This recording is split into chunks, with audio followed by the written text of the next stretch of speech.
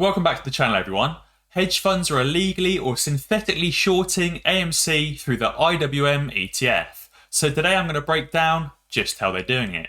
Trust me guys, you do not want to miss this video. So stay tuned and let's make some money. But guys, before I dive into the video, I just want to give a massive shout out to the 1,400 of you that have currently dinged that notification bell, because you guys are always the first to watch a new video as soon as it's released. So guys, be sure to drop a like down below, subscribe to the channel and ding that notification bell so that you don't miss another video just like this one.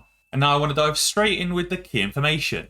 So, Russel 2000 traders place bearish bets via IWM ETF. The iShares Russel 2000 ETF, or IWM, has been trading sideways for the better part of the last 6 months, between $211 and its all-time high of $234.53 from March the 15th. IWM is comprised of the 2,000 smallest companies that make up the Russell 3000 and is generally regarded as a bellwether of the US economy. IWM is the largest Russell 2000 ETF and holds $66.87 billion in assets. The top 5 largest equities in IWM include AMC Entertainment Holdings, Intellia Therapeutics, Arrowhead Pharmaceuticals, Avinitiv, and Crocs. As we can see, there was a number of bearish trades, many of which were exceeding $100,000, and all of them occurred at a very similar time. But how exactly does that impact the AMC stock? Well, short selling ETFs, what it does, how it affects the underlying stocks, and how Reddit often gets it wrong. There's been a lot written lately on short selling ETFs. I've seen a lot of misinformation about this, and I want to clarify how short selling ETFs affects the underlying stocks. Although there is evidence that at least some ETFs seem to have been shorted to drive down the price of GameStop, but it's also obviously applicable to AMC. It's important to know that shorting ETFs is not inherently bad.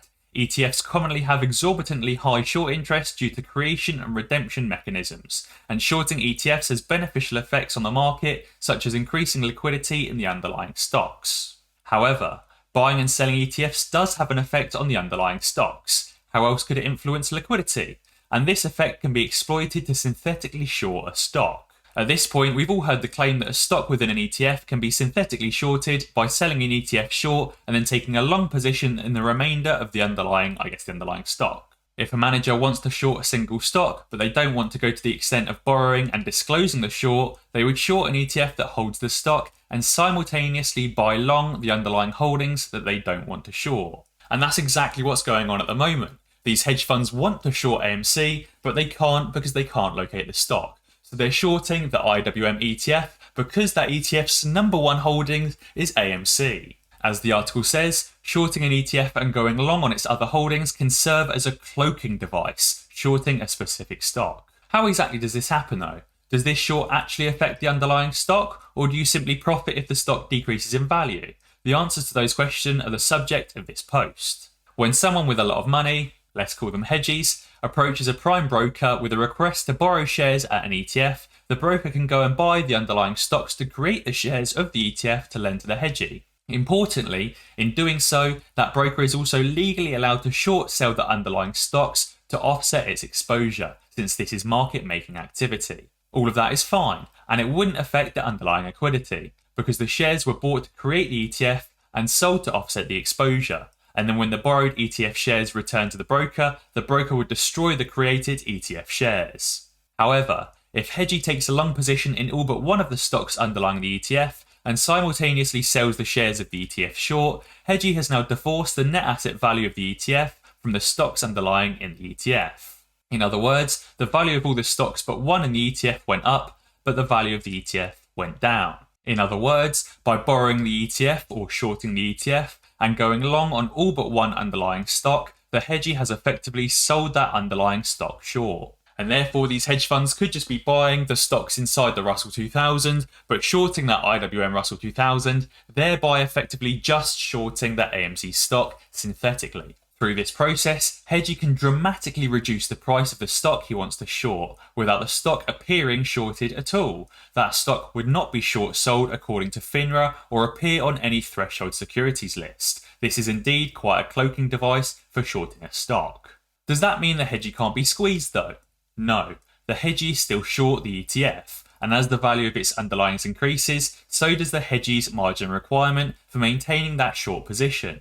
Eventually, hedgie can be margin called to return the ETF. Therefore, even though the hedgie is not directly shorting AMC, as they're synthetically shorting it by shorting the IWM.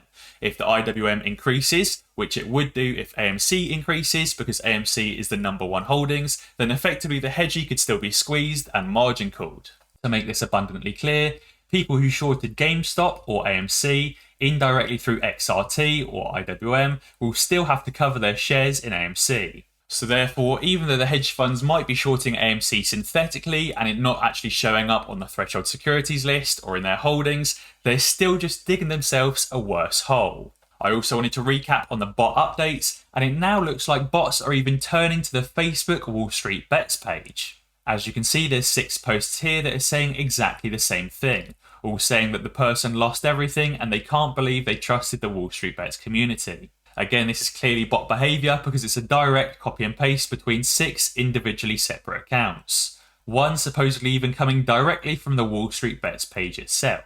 Clearly the hedgies are getting desperate and are doing absolutely anything they can to push down the price of AMC, even synthetically shorting it through the IWM ETF and making bot comments in the dozens. Guys, if you haven't already, I'd really consider joining the Patreon and the private Discord, linked in the description below, so that you can discuss AMC and get news and due diligence updates before I even make a video. And if you want to pick up some shares in AMC, but you haven't even yet signed up to a trading platform yet, be sure to check out the links in the description to Webull in the US and Free Trade in the UK. You can get some free shares with very low minimum deposits.